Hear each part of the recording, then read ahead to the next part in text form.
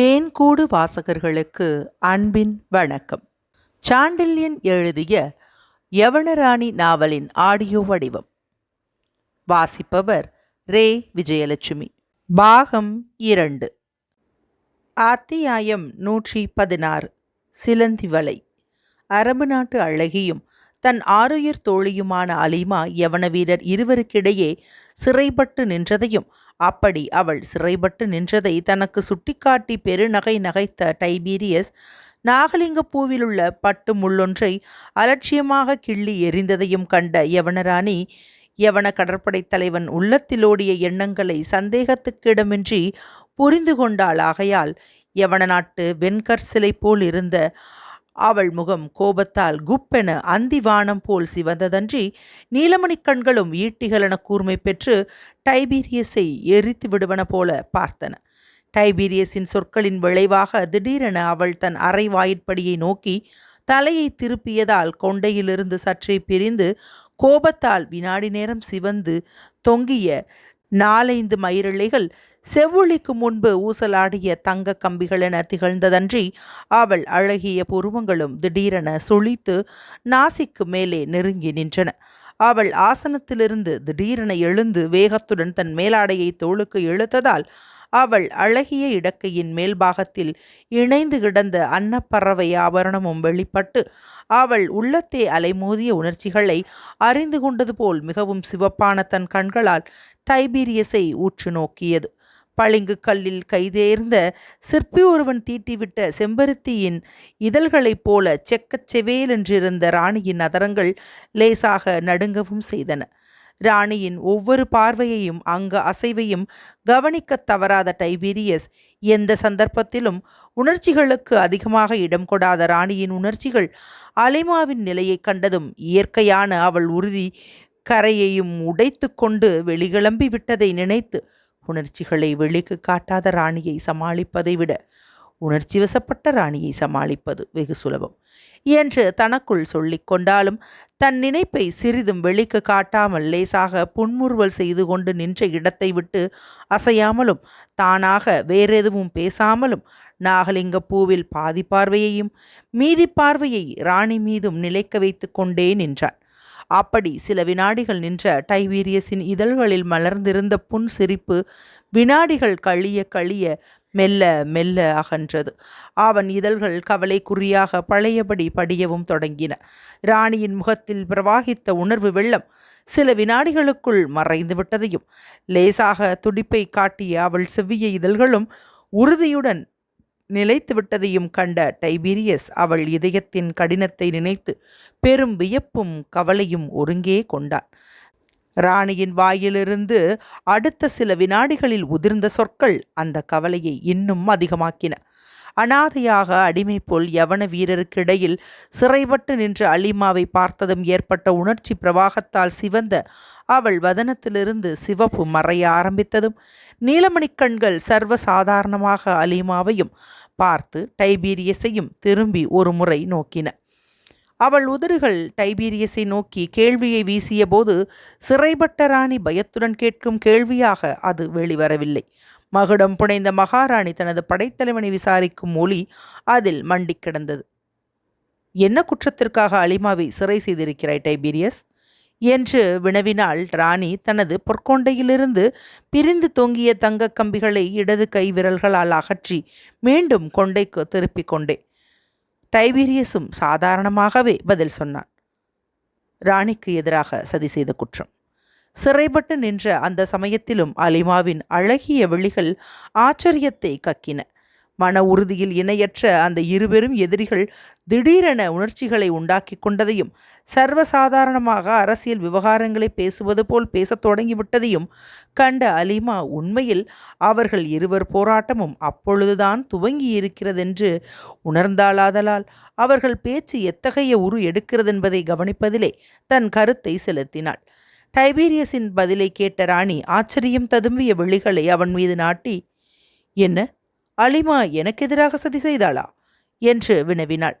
ஆம் ராணி. நம்ப முடியவில்லையே டைபீரியஸ். என் அந்தரங்க தோழியாவது எனக்கு எதிராக சதி செய்வதாவது? அலிமா தங்களுக்கு அந்தரங்க தோழி. எனக்கு அவள் அந்தரங்க சீடப்பெண். ஆம் டைபீரியஸ், அவளுக்கு மரம் ஓட்டுவதிலும் மரக்கலப் போரிலும் பயிற்சி அளித்ததே நான்தான். உண்மைதான். அவளை நான் என் மகளுக்கு மேலாக மதித்தது, பாராட்டி வந்தது யவன நாட்டில் எல்லோருக்கும் தெரியும். டைபீரியஸ் ஒரு நிமிடம் பேச்சை நிறுத்தி அலிமாவை கூர்ந்து நோக்கிவிட்டு தன் கண்களை தரையில் தாழ்த்தி கொண்டான். யாரையும் எதிர்த்து திட்டமாக நோக்கும் டைபீரியஸின் கண்களே தரையை நோக்கி தாழ்ந்ததைக் கண்ட ராணி அவன் உள்ளம் பெரிதும் நெகிழ்ந்து விட்டதை உணர்ந்தாள். டைபீரியஸ் தரையை பார்த்து கொண்டே பேசினான். அவன் குரல் உறுதியாயிருந்தாலும் அதில் ஒரு பலவீனம் ஏற்பட்டு விட்டதை ராணி மட்டுமல்ல அலிமாவும் கண்டாள். ராணி என்று ஆரம்பித்து ஒரு வினாடி பேச முடியாமல் திணறிய டைபீரியஸ் மிகுந்த சிரமத்துடன் தன்னை திடப்படுத்தி கொண்டு சொன்னான். ராணி, மகளுக்கு தந்தையே தீமை புரியும் நிலை ஏற்படும் போது அவன் மனநிலை என்ன பாடுபடும் என்று எண்ணி பாருங்கள். அந்த மனநிலையில் நான் இருக்கிறேன். உங்கள் தந்தையின் உத்தரவுப்படி அலிமாவை அடிமைச் சந்தையில் விலைபேசி வாங்கியவனும் நான். பிறகு அவளுக்கு மரக்கல போர் முறைகளை கற்பித்தவனும் நான். சிறு வயது முதல் உங்கள் தந்தையைப் போல் நானும் அவளுக்கு ஒரு தந்தையாகவே இருந்திருக்கிறேன். என் மனைவி இறந்ததும் நான் மறுமணம் புரியவில்லை என்பது உங்களுக்கு தெரியும். அவனுக்கு மரக்கலம்தான் மனைவி, போர்க்களம்தான் துணைவி என்று உங்கள் தந்தை பல நாட்கள் என்னை பார்த்து நகைத்திருக்கிறார். வாழ்வில் நான் மறுமண இன்பத்தை விரும்பவில்லை, வேறு சுகங்களை நாடவில்லை. என் நாட்டுக்கு பணிபுரிவதையே இன்பமாகவும் சுகமாகவும் கொண்டேன். அத்தகைய வாழ்க்கையில், பந்தபாசமற்ற துறவி வாழ்க்கையில் என் உள்ளத்தே ஒரு மகள் புகுந்தாள். அவள்தான் இந்த அலிமா. என் மகள் மீது எனக்குள்ள பிரியம் யவன நாடு அறியும். இலியாசு மட்டும் அவளுக்கு சுதந்திரம் அளிக்க நம்மிடமிருந்து அழைத்து செல்லாதிருந்திருந்தால் யவன நாட்டில் என் மாளிகையில் என் பெரும் சொத்துக்களின் உரிமை பெண்ணாக அலிமா வாழ்ந்திருப்பாள். ஆனால் இலியாசு அவளை அழைத்துச் சென்றான். அவள் சாம்பிராணி நாடு சென்றபின் பல நாட்கள் அலிமாவை நினைத்து ஏங்கினேன். வாழ்க்கையில் ஏதோ ஒரு ஒளி மறைந்து விட்டது போல் இருந்தது எனக்கு. ஆனால் உங்கள் தந்தை அந்த துயரத்தை தீர்த்தார். உங்களை என் கைக்கு ஒப்படைத்து இவளை தமிழகத்தில் ராணியாக்கு என்று உத்தரவிட்டார். அலிமாவின் உறவு ஒளியை இந்த கடமை ஒளி மெல்ல மறைத்தது. என் இதயத்தில் யவன சாம்ராஜ்யம் விரிந்தது. தமிழருக்கு அடிமையாக தமிழகத்தில் யவனர் சேவை செய்ய அவசியமில்லை என்ற எண்ணம் விரிந்தது. அந்த சுதந்திர ஒளி பெரும் ஜோதியாக மலர்ந்தது. அந்த ஜோதியில் மூழ்கி உங்களை அழைத்து கொண்டு இங்கு வந்தேன். வந்தும் என்ன, பெண்கள் பெண்களே என்பதை கண்டேன். எந்த ராணிக்கு முடிசூட்ட வந்தேனோ அந்த ராணி யவனர்களுக்கு விரோதியானார்கள். எந்த மகளுக்கு மனதில் இடம் கொடுத்தேனோ அந்த மகளும் என் நாட்டு மக்களின் விரோதியாக மாறினாள்.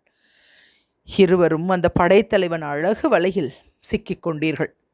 இப்படி பேசிக்கொண்டு போன டைபீரியஸுக்கு குறுக்கே ஒரு வார்த்தை கூட சொல்லாத அலிமா கடைசியாக பேசியதை கேட்டதும் குறுக்கே புகுந்து ஏதோ சொல்ல வாயெடுத்தாள். அவள் பேச முற்பட்டு சற்று உதடுகளை அசைத்த சமயத்தில் தரையிலிருந்து கண்களை நிமிர்த்திய டைபீரியஸ் தனது வலது கையை உயர்த்தி, நில் அலிமா, எதுவும் பேச வேண்டாம். பிறர் உணர்ச்சிகளை அறிய முடியாத அத்தனை முட்டாள் அல்ல நான். பெண்கள் உணர்ச்சி வசப்பட்டவர்கள் என்று உலகத்தில் பெரும் நூல்கள் அனைத்தும் கூறுகின்றன. காதலுக்காக கடமையையும் நாட்டையும் பெற்றோர்களையும் துறந்த பெண்மணிகளின் கதைகள் எல்லா நாடுகளிலும் மலிந்து கிடக்கின்றன. இளவரசன் பாரிஸுக்காக கட்டிய கணவனையும் சொந்த நாட்டையும் துறந்த ஹெலனின் பெருங்கதை இன்னும் நமது நாட்டில் வழங்கி வருகிறது. பெண் சிருஷ்டி பலகீனமான சிருஷ்டி. ஆண்மகனாயிருப்பவன் அந்த பலகீனத்தையும் மீறி அவசியமானால் பெண்களை அடக்கி தன் பணிகளை நிறைவேற்ற வேண்டும். உலக சாம்ராஜ்யங்கள் பெண்களால் அழிந்த கதைகள் உண்டு. பெண்களால் சாம்ராஜ்யத்தை நிறுவியதாக கதைகள் கிடையாது. ஆகவே சாம்ராஜ்யங்களை நிறுவும் போது பெண்களின் மனக்கிடக்கையிலிருந்து அவர்களை காப்பாற்ற வேண்டும். அது வீரர்கள் கடமை. அந்த கடமையைத்தான் இன்று நான் செய்கிறேன். அன்னப்பறவை ஆபரணத்தை கண்டதும் வணங்க வேண்டியவை என் தலையும் உள்ளமும் வணங்கத்தான் செய்கின்றன. ஆனால் நீண்ட காலம் அதை வணங்க வழிவகுக்க வேண்டிய அவசியத்தை முன்னிட்டு அந்த ஆபரணத்தை அணிந்துள்ள என் ராணியை கட்டுப்பாட்டில் வைக்க வேண்டியிருக்கிறது. என் அருமை மகளை சிறை செய்ய வேண்டியிருக்கிறது. இந்த இரண்டு பணிகளையும் நான் விரும்பி செய்கிறேன் என்று நினைக்கிறீர்களா? இல்லை, இல்லை, விருப்பமின்றியே செய்கிறேன். யவனர் நலன், யவனர் பேரரசின் விஸ்தரிப்பு, இவை சம்பந்தப்படும் போது என் விருப்பு வெறுப்புகளை நான் கவனிப்பதில்லை என்ற டைபீரியஸ் மீண்டும் அவ்விரு பெண்களையும் கவனித்தான். இருவர் முகங்களிலும் ஈயாடாதிருப்பதைக் கண்டு அவர்கள் இருவரும் விவரிக்க இயலாத உணர்ச்சிகளில் சிக்கியிருப்பதை உணர்ந்து கொண்டானாகையால் அவர்களிடமிருந்து பதிலதையும் எதிர்பார்க்காமல் அறையில் உலாவிக் கொண்டு மேலும் பேசிக்கொண்டு போனான். இந்த புகாரில் நான் காலெடுத்து வைத்த நாள் முதல் நடந்ததையெல்லாம் அடிக்கடி எண்ணி பார்க்கிறேன் ராணி. எண்ணி எண்ணி பார்க்கிறேன், வியப்படைகிறேன். ஏதை நாடி இந்த தமிழகம் வந்தோம்? என்னென்ன நடந்துவிட்டது? சுமார் 1 வருஷம் முடிவதற்கு சில மாதங்களே இருக்கும்போது என்ன விந்தைகள் நடந்துவிட்டன என்று நினைத்து வியக்கிறேன். நீங்கள் இந்த மண்ணில் புரண்ட நாளன்றே சோழமண்டல மன்னன் மாண்டான், இளவல் மறைந்தான், இருங்கோவேள் கை கொண்டான் சோழ பேரரசை. சில நாட்களில் புகாரும் நம் வசப்பட்டது. இத்தனை துரிதத்தில் கிடைத்த பலன் நிரந்தரமாக நிலைத்திருக்கும். ஒரு மனிதன் குறுக்கிராவிட்டாள். அவன் குறுக்கிட்டான். பல யவன வீரர்களையும் என்னையும் மீறி முடிசூட வேண்டிய ராணியை கருவூருக்கு தூக்கிச் சென்றான். மகுடாபிஷேகத்தை தடை செய்தான். மயக்கத் துளிகளை அழித்து அவனை கப்பலேற்றினேன். தப்ப முடியாத அந்த கப்பலிலிருந்து தப்பினான். அலிமா அவனுடன் வந்திருப்பதிலிருந்து இலியாசுவையும் ஏமாற்றி அவன் திரும்பி வந்திருக்கிறான் என்பது தெரிகிறது. எப்படி தப்பினான்? பெரும் விந்தை ராணி, பெரும் விந்தை. ஆனால் விந்தை நடந்திருக்கிறது. விந்தையா, விதியா? எனக்கே புரியவில்லை. திரும்பி வந்தான். திரும்பி வரும் வரையில் எனக்கு கவலை இல்லை. சில விஷமங்கள் இடையே நடந்தன. பிரம்மானந்தர் அந்த சமணத்துறவியை வேவு பார்க்க அனுப்பினேன் பொற்கொல்லனாக. கரிகாலனும் இருமிடத்தலையாரும் புகாரிலேயே இரகசியப்படை அமைத்தார்கள். இவற்றையெல்லாம் கண்ணிமைக்கும் நேரத்தில் அறிந்தேன். கவலைப்படவில்லை. அந்த இரகசியப்படையை எந்த வினாடியிலும் நசுக்கியிருப்பேன்.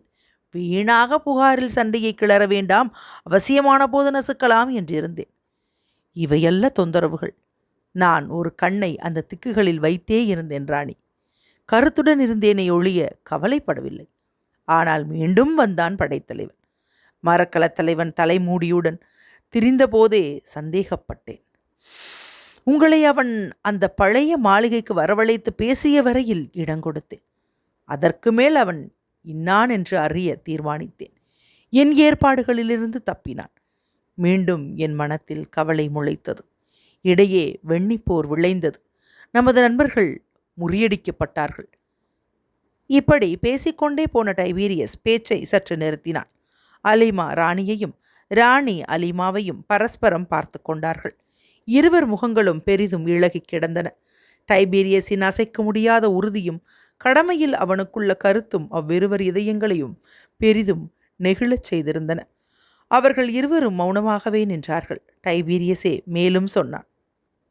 நான் மட்டும் முன்னேற்பாடுகளை சரிவர செய்திருக்காவிட்டால் நாம் இத்தனை நேரம் யவன நாட்டுக்கும் பயணப்பட்டிருக்க வேண்டும். கரிகால் வளவன் மன்னனானதும் முதலாக புகாரை திரும்ப பிடிக்க எத்தனிப்பான். அப்படி ஏதாவது ஒரு நிலைமை ஏற்பட்டால் புகாரை பாதுகாக்கும் நோக்கத்துடன் பல ஏற்பாடுகளை செய்திருக்கிறேன். ராணி, எதிரிகள் புகாரை எளிதாக பிடித்து விடலாம் என்று நினைத்தால் அது பகற்கனவாகும். இந்த இந்திர விழா விடுதியின் மேலிருக்கும் பொறித்தூண்கள் கால் காதத்திற்கு மேல் ஆயுதங்களை விசிறும் வல்லமை வாய்ந்தவை. யவன ஆயுத நிபுணர்களும் சிற்பிகளும் சென்ற 6 மாதங்களாக அவற்றின் பொறி இயங்கும் வகைகளை பலப்படுத்தி இருக்கிறார்கள். இந்த தூண்கள் இயங்க முற்பட்டால் புகாரை சுற்றி கால் காதத்திற்குள் மரக்கலங்களோ தரைப்படைகளோ வர முடியாது. இது தவிர காவிரியை அணைந்து நிற்கும் விடுதிகளின் வாடிகளிலெல்லாம் யவன வீரர்கள் இரவும் பகலுமாக புகாரின் நீர்ப்பாதைகளையும் தரைப்பாதைகளையும் கவனித்து வருகிறார்கள். புகாரை குணவாய்க்கோட்டத்திலிருந்தும் உறையூரிலிருந்தும் அணுகும் நெடுஞ்சாலைகளை புகாரின் முகப்பில் நெடுஞ்சுவரெடுத்து தடுத்திருக்கிறேன். இப்பொழுது அலிமாவிடமிருந்து கைப்பற்றிய 8 மரக்கலங்களும் இனி கடல் மார்க்கத்தையும் காவிரியின் சங்கமத்துறையிலிருந்து புகாரின் மேற்கெல்லை வரையிலுள்ள கரையையும் கவனித்து நிற்கும். கடற்கரையோரமுள்ள புகாரின் பெரும் கோட்டை சுவர்களிலும் காவிரி கரையோரமுள்ள விடுதிகளின் சுவர்களிலும் உள்ள இரும்பு தலைகளை அகற்றிவிட்டேன். இத்தலைகளில் வலைகளை வீசி ஏறி வரும் பரதவரும் புகாருக்குள் நாம் அறியாமல் புக முடியாது. புகார் முழுவதும் யவனர் காவலில் இருக்கிறது. இந்த 8 மாதங்களில் ஆயுதங்களை பெரிதும் திரட்டி இருக்கிறேன். இளஞ்செழியனை அனுப்பிய அதே மரக்கலத்தில் இந்நாடு வந்த 2 யவன ஆயுத சிற்பிகளை இங்கேயே தங்க வைத்து தமிழர் இதுவரை காணாத புது ஆயுத பொறி வண்டிகளை திரட்டி இருக்கிறேன். நமது வீரர்கள் எதிரிகளை எதிர்க்க தயாராயிருக்கிறார்கள். புகாரை இப்பொழுது வெல்வது அவ்வளவு எளிதல்ல. தவிர உடனே இதை தாக்கவும் கரிகாலனுக்கு வசதி இல்லை என்றான் டைபீரியஸ். இதுவரை பேசாதிருந்த ராணி கேட்டாள், ஏன் வசதி இல்லை என்று. சேரர் பாண்டியர் படைகள் வாகைக்கு பின்வாங்கி இருக்கின்றன. அங்கு அவற்றை முறியடித்த பிறகுதான் கரிகாலன் புகாரை நோக்கி வர முடியும். ஆனால் அது சாத்தியமல்ல. இரு போர் முனைகளுக்கு பிறகு சற்றும் இளைப்பாராமல் சைனியங்கள் மூன்றாவது போர் முனைக்கு திரும்புவதும் சாத்தியமில்லை. ஒருவேளை வாகையிலும் கரிகாலனுக்கு வெற்றி ஏற்பட்டாலும் அவன் இங்கு வரமாட்டான். உறையூர் சென்று முடிசூடுவான். படைகளுக்கு இளைப்பாற அவகாசம் கொடுப்பான். தவிர அடைந்த அரசை திடப்படுத்திக் கொள்ளவும் முயலுவான். இந்த இடைக்காலம் 1 மாதம் இருக்கும். அந்த 1 மாதத்தில் இங்கு யவனர் அரசு நிறுவப்பட வேண்டும். புகார் இன்னும் பலப்படுத்தப்பட வேண்டும். இந்த இடைக்காலத்தில் இந்த புகாரின் உடலில் முளைக்கும் முட்களை கிள்ள வேண்டும். வெண்ணியின் நிலைமை இங்கு ஏற்பட நான் அனுமதிக்கப் போவதில்லை. என்னை அறியாமல் இளஞ்செழியனோ அவனது படைகளோ புகாருக்குள் நுழைய முடியாது. நுழைந்தாலும் நுழைந்த 2 நாட்களில் கண்டுபிடிக்கப்பட்டு அழிக்கப்படுவார்கள் என்ற டைபீரியஸ் மீண்டும் ராணியை நோக்கி, ராணி, இன்றிலிருந்து 15வது நாள் தமிழர் கொண்டாடும் சித்ரா பௌர்ணமி தினம். இந்திர விழா கோலாகலமாக நடக்கும் பொன்னாள் அது. அந்த நாளில் இம்முறை இந்திர விழா நடக்காது. கிரேக்க நாட்டு காதல் தெய்வம் வீனஸின் திருவிழா நடக்கும். இந்த இந்திர விழா மாளிகையே இப்பொழுது வீனஸின் திருமாளிகை. வீனஸின் அழகிய உருவத்தை யவன சிற்பிகள் 2 செய்து முடித்தாகிவிட்டது. அந்த திருவுருவம் இந்திரன் உருவத்திற்கு பதில் கடலாட கொண்டு போகப்படும். அந்த விழாவன்று நீங்கள் முடிசூடுவீர்கள் என்றான் உணர்ச்சி பொங்க. அவன் செய்துள்ள ஏற்பாடுகளை கேட்ட ராணி திகைத்து போனாள். இத்தனை ஏற்பாடுகளை உடைத்து கொண்டு எப்படி படைத்தலைவர் புகாரில் நுழைவார் என்று நினைத்து ஏதும் புரியாமல் கலங்கினாள். அவள் கலக்கத்தை கண்ட டைபீரியஸ், கலக்கத்துக்கு இது சமயமல்ல ராணி, மகிழ்ச்சிக்கு வேளை வந்துவிட்டது. இந்த புகாரில் யவன அரசு சித்ரா பௌர்ணமி என்று ஏற்பட போகிறது. அதற்குள் புகாருக்குள் எதிரிகளில் யார் நுழைய முற்பட்டாலும் அவர்களை பிடிக்க சிலந்தி வலை இருக்கிறது என்றான். சிலந்தி வலையா? ராணி பிரமிப்புடன் கேட்டாள். ஆம், எதிரி பூச்சிகள், உதாரணமாக நமது அலிமாவைப் போல தானாக வந்து நுழைந்து அகப்பட்டு கொள்ளும் காவல் வலை அது என்றான் டைபீரியஸ். இத்தனை ஏற்பாடுகளை செய்த பின்பு அலிமாவை சிறைக்கு அனுப்புவானேன் என்று கேட்டாள் ராணி எச்சரிக்கையை முன்னிட்டு.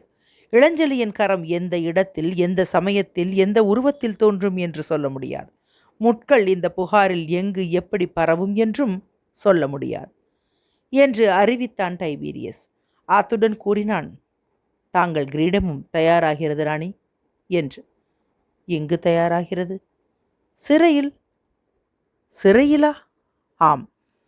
புகாரின் பொற்கொள்ளர் சமண அடிகள் 2 நாட்களுக்கு முன்பு புகாரில் தலை காட்டினர். அவரை காவலில் வைத்து மகுடத்தை ஜாக்கிரதையாக செய்து முடிக்கும்படி கருவிகளையும் அளித்திருக்கிறேன். ராணியின் கண்களில் அச்சம் தெரிந்தது. டைபீரியஸின் காவற் சிறப்பை உணர்ந்தாள். அதனால் இளஞ்செழியனுக்கு என்ன ஆபத்து வருமோ என்று அஞ்சி திகைத்தாள். டைபீரியஸின் இதழ்கள் மீண்டும் உறுதியுடன் மடிந்தன. அலிமாவை அனுப்பிவிட உத்தரவா மகாராணி? சிறையில் அவள் தனித்திருக்க மாட்டாள். அவள் நண்பர்களும் இருக்கிறார்கள். மகுடம் செய்யும் சமநாடிகளும் இருக்கிறார் என்று சொல்லி சிறிது தயங்கினான். அவன் தயக்கத்தில் அர்த்தமிருப்பதை உணர்ந்த ராணியின் கண்கள் 2 நீலோற்பவளங்களைப் போல மறுமுறை எழுந்தன. எழுந்த கண்கள் டைபீரியஸின் கண்களை தைரியமாக சந்தித்தன. துணை அவ்வளவுதானா டைபீரியஸ் என்றும் கேட்டாள் சந்தேகத்துடன். இல்லை, வேறு துணையும் இருக்கிறது. யாரது? ஹிப்பாலஸ், இளஞ்செழியனின் உறுதுணைவன், யவனக்குல கோடாரி காம்பு.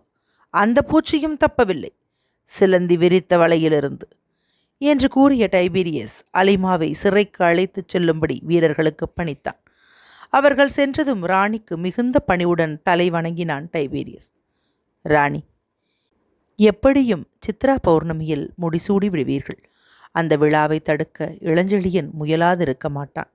ஆனால் புகாரில் நிலைக்கப் போவது இளஞ்செழியனா, டைபீரியஸா, தமிழரா, யவனரா என்பது விளங்கிவிடும். அன்று யவன அரசு அழிந்தால் டைபீரியஸும் அழிவான். அது சோதனை நாள் ராணி. அந்த சோதனை வரும்போது நீங்கள் யவன நாட்டு ராணியாக உங்கள் பணியை செய்வீர்கள் என்று நம்புகிறேன் என்று உணர்ச்சி வேகத்துடன் சொல்லிவிட்டு அறையிலிருந்து வெளியேறினான். அவன் போகும் திக்கை பார்த்து கொண்டே நின்றாள் ராணி. அவள் உள்ளத்தில் உணர்ச்சி புயல் பெரிதாக வீசி அடித்தது. எண்ண அலைகள் பெரிது பெரிதாக கிளம்பி அவள் இதயத்தில் திரும்ப திரும்ப மோதின. அத்தனை உணர்ச்சி புரட்சியிலும் ஒரு விஷயம் நன்றாக விளங்கிவிட்டது ராணிக்கு. வீனஸ் விழாவன்று தன் வாழ்வுக்கும் நல்லதோ கெடுதலோ ஏதாவது ஒரு முடிவு ஏற்பட்டுவிடும் என்று தீர்மானித்தாள். இன்னும் 3 அத்தியாயங்களில், அதாவது அத்தியாயம் 119 சாண்டலின் எழுதிய யவனராணி நாவல் நிறைவடையவே இருக்கிறது. தற்சமயம் அத்தியாயம் 116 நிறைவுற்றது.